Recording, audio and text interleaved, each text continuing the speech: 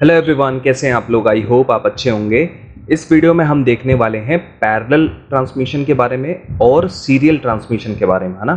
Data कैसे transmit करते हैं इसके बारे में हम देखेंगे कि पैरेलल ट्रांसमिशन क्या होता है, सीरियल ट्रांसमिशन क्या होता है। सीरियल ट्रांसमिशन में भी दो तरीके के ट्रांसमिशन होते हैं, एक होता है सिंक्रोनस ट्रांसमिशन, एक होता है एसिंक्रोनस ट्रांसमिशन, है ना। तो दो तरीके से सीरियल में होते हैं, तो एक एक करके देखते हैं क्या होता है। ट्रांसमिशन मोड समझ लेते हैं कि ट्रांसमिशन मोड क्या होता है ना। ट्रांसमिशन मोड क्या होता है। In this chapter gives an understanding about the way in which data can be transmitted between the two device. दो डिवाइस के बीच में कैसे डेटा को ट्रांसमिट करते हैं ये पढ़ने वाले हैं इस चैप्टर में, ठीक है।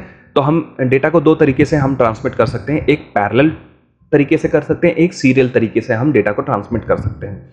Data is transmitted between the two digital device on the network in the form of bits, है ना। अगर हम डेटा को ट्रांसमिट करते हैं दो डिजिटल डिवाइस पे तो हमें बिट्स के फॉर्म में हमें डेटा को ट्रांसमिट करना पड़ता है, ठीक है। The transmission medium may be capable of sending only the single bit in a unit of time और multiple bit in a unit of time, है ना। अगर हमारा कोई मीडियम है ना, तो मीडियम जो है किस तरीके से होता है। मीडियम जो है हमारा सिंगल बिट पे भी भेज सकते हैं मीडियम को, और हम मल्टीपल बिट भी भेज सकते हैं हम किसी यूनिट ऑफ टाइम पे, है ना। तो ट्रांसमिशन मीडियम जो है सिंगल बिट भी भेज सकता है और मल्टीपल बिट भी भेज सकता है, ठीक है। When a single bit is transmitted in a unit of time, the transmission mode used to serial transmission, है ना। जब हम सिंगल बिट की बात करते हैं कि अगर हमें सिंगल बिट भेजना है किसी यूनिट ऑफ टाइम में, तो हमें सीरियल ट्रांसमिशन का यूज करना चाहिए, ठीक है। अगर हमें मल्टीपल बिट भेजनी है, when multiple bit are send in the unit of time, the transmission mode is used is called the parallel transmission. अगर हमें मल्टीपल बिट भेजनी है तो हमें पैरेलल ट्रांसमिशन का यूज करना चाहिए। तो किस तरीके यूज करना चाहिए हम आगे देखते हैं। अब जैसे कि हमने देख ही लिया कि ट्रांसमिशन मोड दो तरीके के होते हैं, serial transmission, parallel transmission. Serial transmission में भी दो तरीके का होता है, सिंक्रोनस ट्रांसमिशन और एसिंक्रोनस ट्रांसमिशन होता है, ठीक है। अब हम पैरेलल ट्रांसमिशन की बात करते हैं। It is involve the simultaneously transmission n bits over the n different channel, है ना।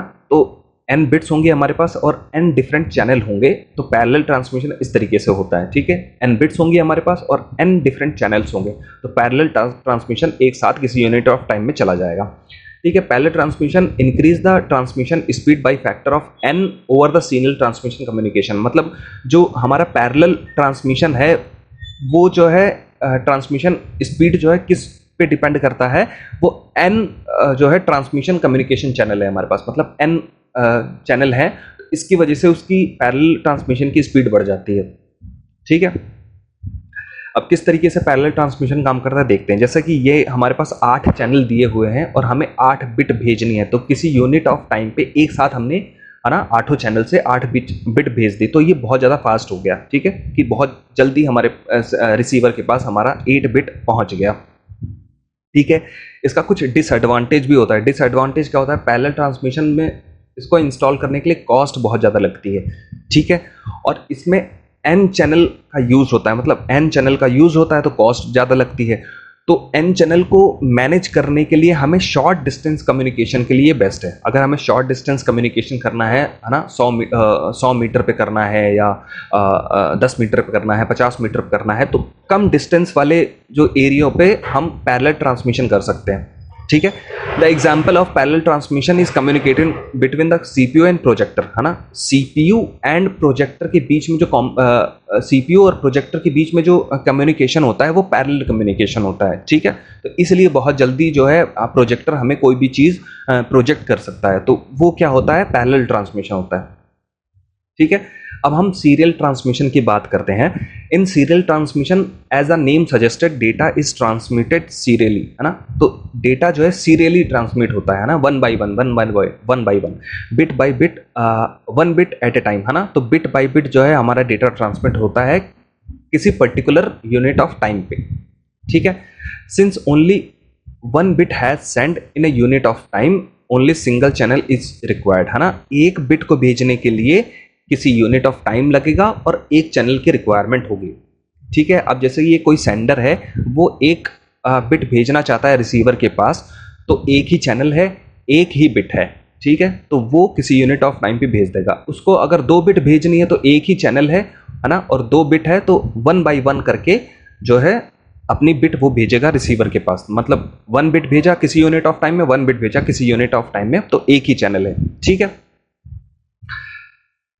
अब हमें समझ में आ गया कि सीरियल ट्रांसमिशन किस तरीके से होता है। बिट बाय बिट जो है डेटा को ट्रांसमिट किया जाता है सिंगल चैनल पे। ठीक है, अब सीरियल ट्रांसमिशन में 2 तरीके से ट्रांसमिशन हम कर सकते हैं। एक होता है एसिंक्रोनस ट्रांसमिशन, है ना, और एक होता है सिंक्रोनस ट्रांसमिशन। तो हम पहले एसिंक्रोनस ट्रांसमिशन के बारे में पढ़ेंगे। ठीक है, एसिंक्रोनस ट्रांसमिशन क्या होता है? एसिंक्रोनस ट्रांसमिशन में एक समय में एक ही कैरेक्टर को भेजा जाता है, वह कैरेक्टर चाहे नंबर हो चाहे अल्फाबेट हो। ठीक है, इसमें स्टार्ट तथा स्टॉप बिट का प्रयोग किया जाता है डेटा ट्रांसमिट करने के लिए। इसमें क्या करते हैं, स्टॉप बिट, है ना, और स्टार्ट बिट, इन 2 बिट का यूज करते हैं डेटा ट्रांसमिट करने के लिए। स्टार्ट बिट क्या करता है? स्टार्ट बिट रिसीवर को अलर्ट करता है कि नया डेटा आने वाला है। जो स्टार्ट बिट होता है हमारा, वो जो है रिसीवर को अलर्ट करता है कि हमारा नया डेटा आने वाला है। स्टार्ट बिट को हम किसी कैरेक्टर के ट्रांसमिट होने से पहले भेजते हैं। अगर हमें कोई भी डेटा भेजना है, उसको भेजने से पहले हम जो है स्टार्ट बिट भेजते हैं। ठीक है, कि वो अलर्ट हो जाए रिसीवर कि हमारा डेटा आने वाला है। और जो स्टार्ट बिट की वैल्यू होती है वो 0 होती है। स्टार्ट बिट की जो वैल्यू होती है वो 0 होती है। ठीक है, और फिर एक होता है स्टॉप बिट। स्टॉप बिट यह इंडिकेट करता है कि डेटा समाप्त हो चुका है। ठीक है, डेटा जो है समाप्त हो चुका है, स्टॉप बिट भी ये रिप्रेजेंट करता है ना। मींस या रिसीवर को सूचना देता है कि डेटा खत्म हो चुका है ना। तो जो स्टॉप बिट होता है उसमें 1 वैल्यू लिख करके आएगी, तो मतलब डेटा जो है हमारा खत्म हो चुका है। ठीक है, तो स्टॉप बिट इस तरीके से काम करता है। तो यहाँ जो है ये 1 बिट लगा हुआ है लास्ट में, और स्टार्टिंग में जो है ये 0 बिट लगा हुआ है। तो स्टार्टिंग 0 से होती है और जो हमारा एंडिंग जो है वो 1 से होती है। तो हमें पता चल जाएगा कि 1 आ गया तो हमारा जो डेटा है वो खत्म हो चुका। तो इस तरीके से जो है एसिंक्रोनस ट्रांसमिशन काम करता है। अब सिंक्रोनस ट्रांसमिशन कैसे काम करता है ये हम देखने वाले हैं। सिंक्रोनस ट्रांसमिशन जो है वह स्टार्ट और स्टॉप बिट का प्रयोग नहीं करता है। ये क्या है? स्टॉप और स्टार्ट बिट का प्रयोग नहीं करता है। इसमें बहुत सारे डेटा एक ब्लॉक में भेजा जाता है। एक ब्लॉक में जो है बहुत सारे डेटा को हम भेजते हैं। प्रत्येक ब्लॉक में बहुत सारे कैरेक्टर्स होते हैं। ठीक है, अब इसमें क्या करते हैं कि हम ब्लॉक में डेटा को भेजते हैं। ब्लॉक में बहुत सारे कैरेक्टर्स होते हैं। इसमें क्लॉक का प्रयोग करते हैं। बिट्स भेजने की टाइमिंग को नियंत्रण करने के लिए किया जाता है। ठीक है, अब इसमें हम क्या करते हैं कि क्लॉक का इस्तेमाल करते हैं, है ना। बिट्स भेजने के लिए हमें क्लॉक का इस्तेमाल किया जाता है। अब क्लॉक क्या है ना, क्लॉक क्या है? अब क्लॉक समझते हैं कि एरर फ्री डेटा को रिसीव करने के लिए रिसीवर तथा सेंडर दोनों सेम क्लॉक फ्रीक्वेंसी का प्रयोग करते हैं। जैसे कि अगर हमें एरर ना हो, है ना, बल्क में डेटा हम भेज रहे हैं, एरर ना हो, तो हमें जो है क्लॉक का इस्तेमाल करता है, क्लॉक फ्रीक्वेंसी का इस्तेमाल करना पड़ता है दोनों को, सेंडर को और रिसीवर को।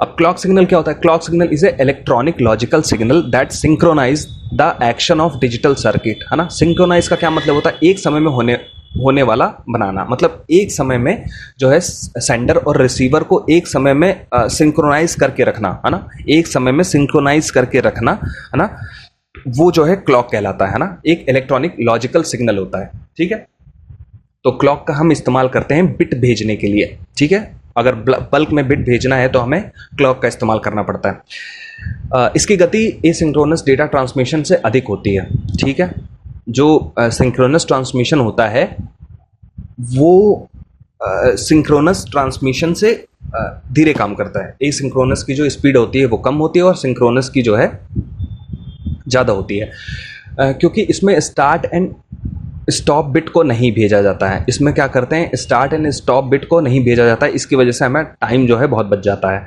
बहुत सारे कैरेक्टर को एक साथ भेज सकते हैं। अब उसमें क्या है, बिट बाय बिट हम कैरेक्टर को भेजते थे, लेकिन इसमें एक साथ कैरेक्टर को भेज सकते हैं, इसलिए हमारा जो है इसकी स्पीड बढ़ जाती है। अब इसका डिसएडवांटेज क्या है ना, डिसएडवांटेज इसका मूल्य बहुत ज़्यादा होता है। मतलब इसकी जो कॉस्ट होती है सिंक्रोनस ट्रांसमिशन की, वो बहुत ज़्यादा होती है एंड सिस्टम कॉम्प्लिकेटेड होता है। जो सिंक्रोनस ट्रांसमिशन होता है, इसका जो सिस्टम होता है वो बहुत ज़्यादा कॉम्प्लिकेटेड होता है। तो इसकी वजह से इसका ये डिसएडवांटेज है। So thank you.